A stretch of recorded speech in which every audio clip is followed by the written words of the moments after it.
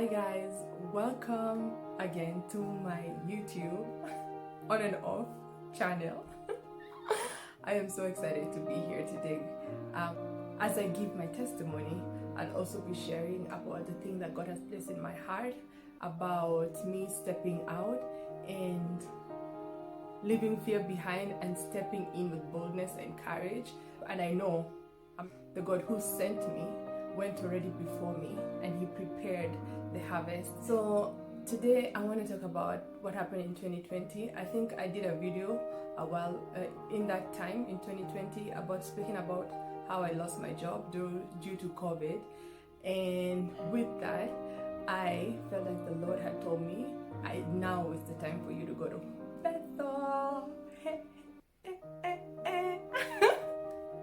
And I know the people who know me know this has been my dream for years, for as long as I could remember. And I think one time somebody messaged me on my Facebook, and she was like, "Oh my God, I remember you talking about Bethel in 2009. I can't believe God has made it happen." And I was like, wow, 2009? Girl, I was really talking about it. So it's really been a journey of waiting on the Lord and God's timing. And I will say that because in 2015, I had actually thought that the Lord wanted me to go to Bethel because I was feeling a lot of stagnation at work, in my spirit life, and I was like, you know what, it's time for me to go. I gathered counsel from my pastor, and I felt like it wasn't actually the time for me to go. Like God had planned something for me in that season, which was crazy how God had really planned an amazing journey for me.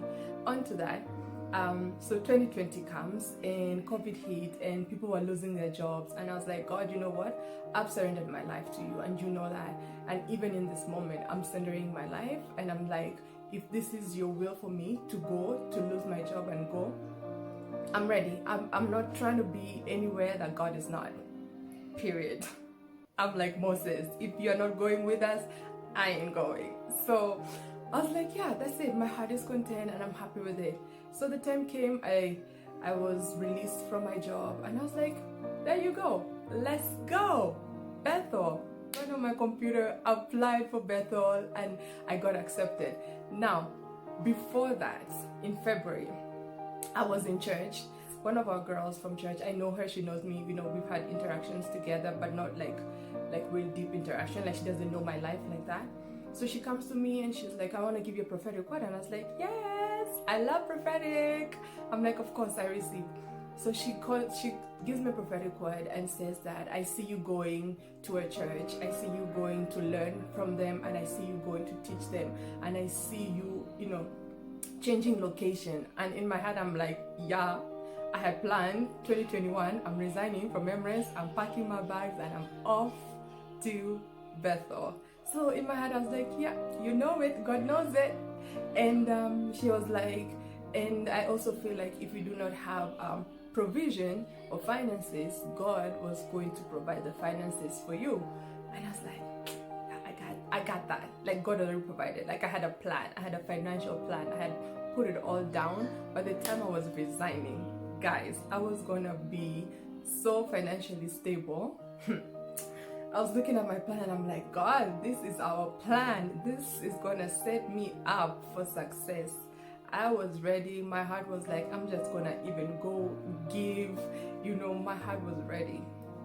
So she finished and I was like, yeah, everything you spoken is right. I'm resigning 2021 because I'm gonna finish 15 years in Emirates, and that's what I wanted to do. And I was like, yeah, that prophetic word was on top. So come June, June, we started losing our jobs, and I was like, okay, God, if this is what you have for me, I'm here to receive, I'm taking it. So I get the letter, like I had said before, I lost my job, and I was like, it's all good. I applied for Bethel, Reading, I got accepted. It was such a smooth transition. It was just God. The way sometimes, not all the time, but sometimes like God puts you on a journey and everything is super smooth. That's how it was for me, until the part where I went to get my visa my student visa and in Dubai, and the lady was like, nope, we don't trust you, you're not gonna come back. And I was like, really? If I wanted to run away, I have a visit visa for like 2 years, I would have gone with that. But anyway, no salt. I was like, it's okay, it's fine. God has said it, he sent the word before me, I'm gonna go. But thank you for your services.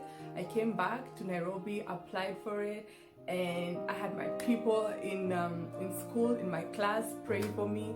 I went there, and guess what? God gave me a visa for 2 years. And I heard, actually, usually they give you for 1 year.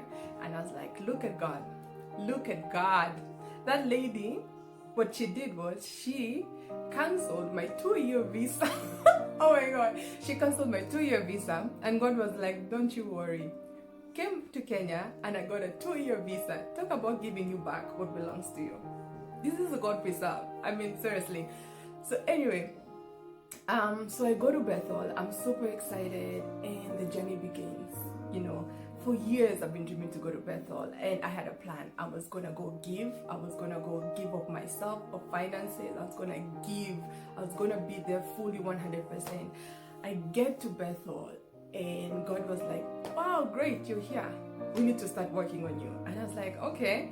So I started this journey of God really revealing to me about the independence mentality that I had. And I was like, okay. And what happened was, I'm gonna give it in a nutshell. What happened was, God was showing me that I need to put down my independence, because he understands for so many years, for like 14 years, I have been living in Dubai by myself, very independent. I was always in a position to give and give and give. And God was telling me, now I need you to stop being independent and start codepending on the people that I've surrounded you with. And I need you to ask for help. And I need you to put down your pride, which I didn't know I had, and put yourself out there and ask people for rides, ask people, you know, for things that you need. And I'm like, no. And it was such a hard thing for me, which I really didn't know that I had that type of mentality of, it was so hard for me to step out. And I'm telling you guys, every time I would ask somebody for a ride to go to school, I felt like my heart was, like something inside of me was breaking. And it was the most difficult thing I could ever do. And I was like, God, why did you put me in this position that I have to keep asking people for things?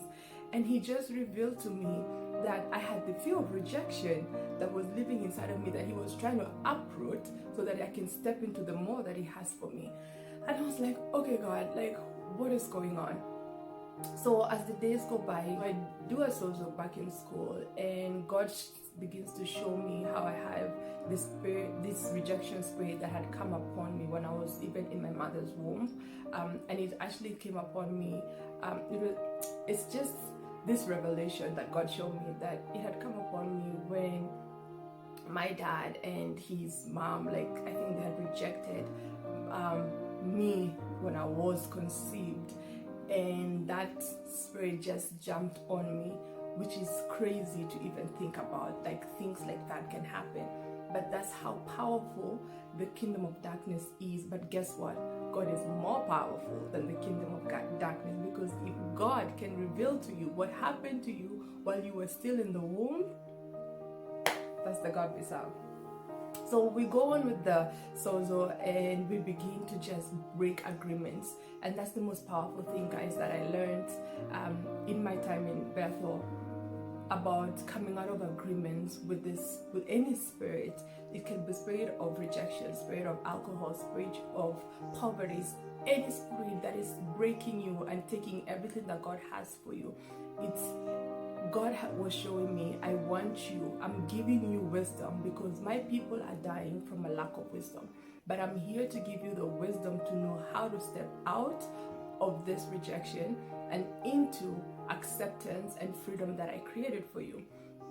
So we do that, and God shows me how the enemy goes in front of the throne and accuses me and tells the Lord, listen, Joan has agreed with that spirit, so everything that I bring upon her, you cannot reject that, like, you cannot protect her from that. And God, being a just God, is like, okay, he's right, I can't really intervene, but what I can do is I can enlighten her and I can give her wisdom to break agreements. So that's what God did. So he gave me the wisdom. I broke out of agreement with that spirit of rejection. Everything that it used to tell me, because it had taken my thought patterns, it had just taken so much of me. And once we had finished doing the sozo, I could really feel like, you know what, God had done something. And I remember the next day waking up and all these thoughts that I had disappeared, and I was like, wow, God, like I feel there's something different. My mind is clearer. And it just went on. Every day I would wake and I'd be like, oh my God, my mind is clear. Like I don't have these thoughts always telling me to back down or bringing fear or confusion. And it was just a beautiful thing to see what God can do. And in that, when God gave me the wisdom and the strength to step out of that captivity and into freedom, I've just been feeling like the Lord really wants me to step out. And this is what he's done. Like I came back here with the same, process and journey that God is like, there's still more of the independent mentality that I need you to step out of. And I need you to learn how to turn to community because I created you for community from the beginning. Community has always been how I envision my children to live in. And because the world has told us that you have to do things for yourself, you have to always everything is me.